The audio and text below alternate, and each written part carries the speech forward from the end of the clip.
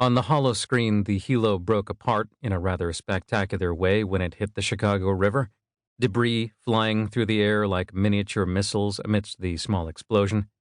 The footage, taken by someone's tablet from inside a ground-level restaurant, had hit the news before Jamie even got a chance to rendezvous with the CPD after the fight. That had been 10 hours ago. Returning to Washington, D.C. hadn't made the situation any better. "As you can see, you certainly made a mess of Chicago," Metahuman Defense Force Director Amir Najari said in a deceptively mild voice. He tapped at the opaque computer display embedded in the conference table, and which spanned its entire length, closing the command window. The holographic image of the crash floating above the table winked out. "The sons of bitches started it," Donovan muttered under his breath. Nazari shot him a quelling look, to which Donovan promptly obeyed and shut up. Nazari had held the top spot in the MDF for the past 5 years, after being selected by the Department of Defense to oversee it.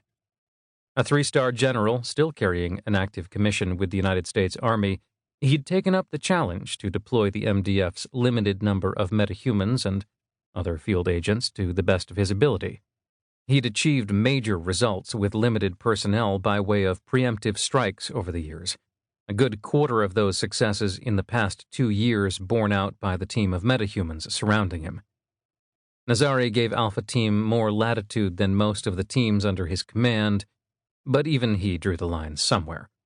Wrecking an American city did no one any favors. "Need I remind you that the MDF's job is to save people, not contribute to the destruction of their homes?" Nazari said. "I stand by the decisions made in the field, sir," Jamie said evenly. "Including the one where you blocked out your Overwatch. Yes, sir. I don't take kindly to a xenophobic, racist asshole insulting my team." Nazari sighed. He pulled a chair away from the table and sat down, looking across the table at Jamie with expressionless brown eyes. "There are proper channels for you to voice your concerns about the stability of your team, Callahan. In the middle of a firefight is not one of them. All due respect, sir.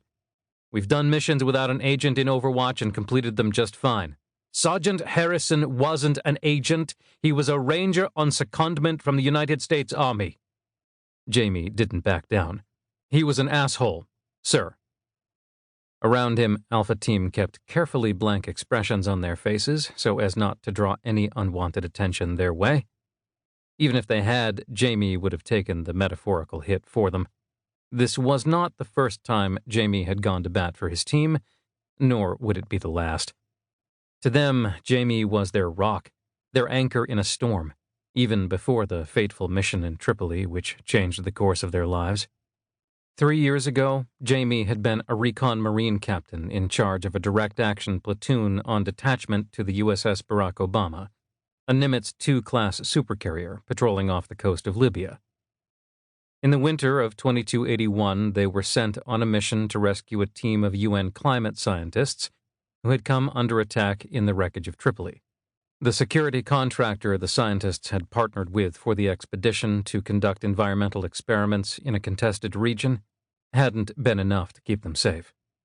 Jamie had taken his platoon and flown in under cover of darkness, flanked by Pavehawks for the evacuation of the civilians. It was a type of mission they'd performed dozens of times before. Back then, Jamie had taken great pride in the fact that his platoon rarely incurred injuries and had acquired no loss of life through the course of their deployment, up to that point. Everything changed in Tripoli.